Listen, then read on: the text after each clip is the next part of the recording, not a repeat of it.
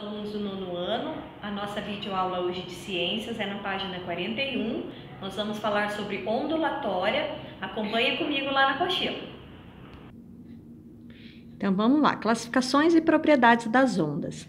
Imagine um lago, igual está acontecendo no desenho aqui, ó. Imagine um lago com águas calmas e algumas folhas em sua superfície espelhada. Ao deixar um objeto cair sobre essa superfície, observamos a formação de pulsos, vibrações para cima e para baixo provocada pelos impactos do objeto na água. Essas vibrações não se restringem a um único ponto, elas se propagam circularmente pelo lago. Quando os pulsos alcançam as folhas, elas passam a se movimentar somente para cima e para baixo, sem se deslocar lateralmente.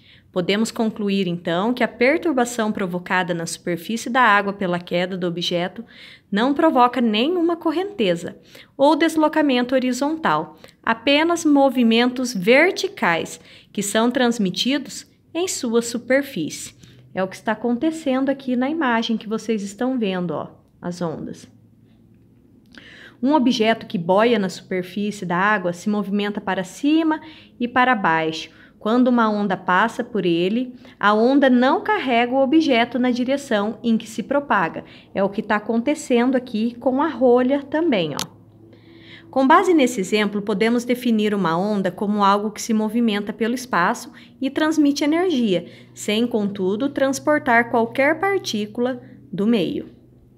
Classificação de ondas. As ondas podem ser classificadas pelas suas principais características, natureza e direção de vibração. Com relação à natureza, elas podem ser classificadas em mecânicas e eletromagnéticas. Ondas mecânicas são aquelas que precisam de um meio material para se propagar. As ondas mecânicas podem se propagar no ar, na água ou em uma corda, mas não no vácuo. Podemos citar como exemplo de onda mecânica o som de um instrumento musical. Igual vocês estão vendo aqui, ó, o som de uma onda mecânica, pois precisa de um meio de propagação, que aqui no caso, né, é o violão. Vamos para a próxima página. Agora, na página 43, vamos falar sobre as ondas eletromagnéticas. São aquelas que não precisam de um meio material para se propagar e podem, por isso, propagar-se no vácuo. Como exemplo, podemos citar os raios de luz do Sol. Quanto à direção de vibração, as ondas podem ser divididas em transversais e longitudinais. As ondas transversais, a direção da propagação da onda é perpendicular à direção de vibração. Essa propagação ocorre, por exemplo, quando prendemos uma das extremidades de uma mola em uma parede, igual vocês estão vendo aqui, ó, e provocamos um movimento para cima e para baixo na outra extremidade. Também são exemplos de ondas transversais as ondas eletromagnéticas, como a luz visível, os raios-x, infravermelhos e os raios ultravioleta. As ondas longitudinais são, a direção de propagação da onda coincide com a direção de vibração de seus pulsos. Isso ocorre, por exemplo, quando prendemos uma das extremidades de uma mola em uma parede e provocamos um movimento para frente e para trás na outra extremidade. As ondas sonoras são outro exemplo de ondas longitudinais, que é esse exemplo que está mostrando aqui, ó, para frente e para trás. As ondas também podem ser classificadas quanto à direção de propagação. Nesse caso, temos as ondas unidimensionais, as bidimensionais e as tridimensionais. Veja a seguir a definição de cada uma delas. A primeira é a unidimensionais, que é essa aqui, ó. Propagam-se em uma única direção, como a onda em uma corda naval. Essa segunda aqui são as ondas bidimensionais. Propagam-se em um plano, como a onda provocada pelo movimento de um barco em um lago, mar ou rio. E essas são as ondas tridimensionais, igual vocês estão vendo aqui. Elas propagam-se em todas as direções. As ondas sonoras são ondas tridimensionais. Então, aqui, ó, 3 exemplos de que eu acabei de falar para vocês. Agora, na página 44, vamos falar sobre alguns elementos e propriedades das ondas. Em geral, representa-se uma onda transversal como uma sucessão de pulsos, o que permite identificar seus principais elementos: crista, vale, comprimento de onda e amplitude. Então, vamos ver o que é isso, né? Primeiro são as cristas e vales. A parte mais alta de uma onda é chamada de crista, e a parte mais baixa, situada entre as duas cristas, é denominada vale. Comprimento de onda é a distância entre dois pontos consecutivos da onda que apresentam as mesmas características. Por exemplo, duas cristas, o comprimento de onda é simbolizado pela letra grega beta. Não, alfa, né? É alfa. Amplitude. A metade da distância vertical entre as cristas e os vales é denominada amplitude de onda, simbolizada pela letra A. É o que vocês estão vendo aqui, ó, no desenho de vocês.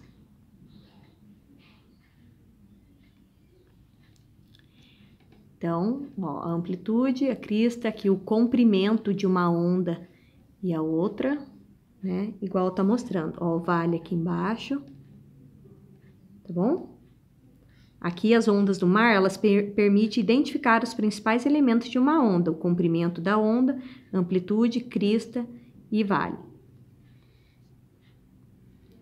As ondas também apresentam algumas propriedades que as diferenciam uma das outras, como a frequência, o período, a velocidade e a propagação. Então, vamos ver a frequência primeiro.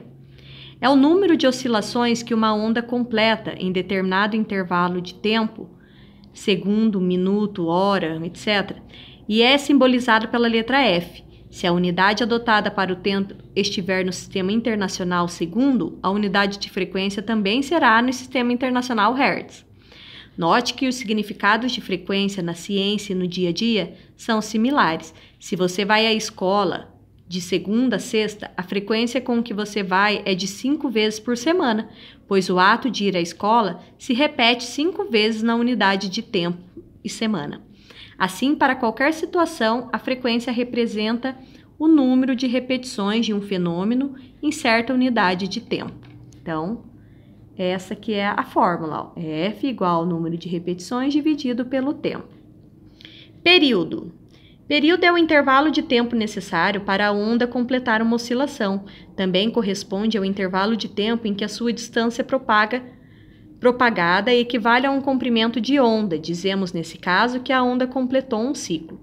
O período é simbolizado pela letra T. E no Sistema Internacional, a unidade de período é o segundo. Então, o T é igual ao tempo dividido pelo número de repetições. Observe que o período é o inverso da frequência e vice-versa. Vamos para a próxima página. Agora, na página 45, vamos falar sobre a velocidade de propagação. Qualquer onda mecânica ou eletromagnética propaga-se com certa velocidade, isto é, percorre uma distância com determinada rapidez. A velocidade de propagação está diretamente relacionada às características do meio, mas não depende da fonte que a produziu. Como ela se mantém constante em um meio material homogêneo, podemos calcular seu valor pela definição de velocidade média, que é a razão entre o deslocamento e intervalo de tempo.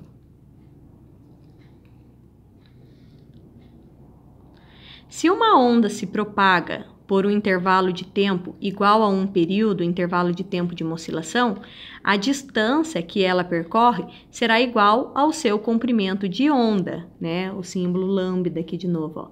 Assim, podemos determinar a velocidade de uma onda usando a equação ao lado. Então, aqui está explicando, ó, todo o que significa cada termo usado aqui. Essa é a equação fundamental da ondulatória, a qual é válida para qualquer tipo, onde seja ela uma onda mecânica ou uma onda eletromagnética. Agora aqui embaixo, ó, já tem uma primeira atividade. As classificações das ondas nos ajudam a perceber as semelhanças e as diferenças existentes entre elas. Ao compreender essas classificações, passamos a entender melhor o que são as ondas, quais são as suas principais propriedades e como elas são formadas. Complete o quadro a seguir, que sistematiza as classificações das ondas e dê um exemplo para cada uma delas. Então, né, a natureza. Que tipo que é a natureza? Ou ela é mecânica ou eletromagnética? A direção da vibração, transversal e longitudinal. Tudo que a gente já falou aqui, ó. A direção da propagação, ou é unidimensional, bidimensional, tridimensional. E os exemplos, que tudo isso vocês vão achar na apostila ali antes também os exemplos, ok? Agora na página 46, vocês vão ver outro esquema aqui, ó, no desenho. As ondas do mar. Uma discussão comum sobre os conceitos de ondulatória refere-se ao movimento de surfistas em ondas do mar. A questão que resume essa discussão é se as ondas não transportam matéria, mas somente energia, como é a onda do mar. Como que a onda do mar conduz um surfista? Basicamente, quando o surfista é conduzido pela onda, fisicamente falando, ela já não tem mais as características de uma onda, pois está transportando matéria. Note que o surfista, ao se deslocar lateralmente na onda, busca estar sempre sobre uma mesma fase desse pulso, isto é, sempre sobre um ponto da onda que está na iminência de quebrar. Nesse momento, além da velocidade de oscilação vertical, a água apresenta uma velocidade horizontal que impulsiona o surfista. A redução da velocidade do comprimento da onda faz com que a sua amplitude aumente, para haver conservação da quantidade de movimento, aumentando sua instabilidade. A quebra da onda ocorre por causa de uma diferença de velocidade entre a crista, que mantém a velocidade pela inércia, e a base, que é retardada pelo fundo e pelas águas mais rasas, que é o efeito do arrasto. Nesse momento, a onda perde suas características fundamentais e passa a transportar matéria, por exemplo, o surfista. Agora a nossa videoaula, né, encerra por aqui. Vocês vão fazer logo em seguida as atividades, ó, da página 47, todas essas atividades aqui, até a metade da 48, que é essa aqui, ok? Joguem a fórmula lá para vocês poderem fazer, chegar no resultado. Vou chegar mais perto aqui para vocês verem mais ou menos como que faz, ó. Ok? Espero que tenham gostado e até a próxima aula. Tchau, tchau!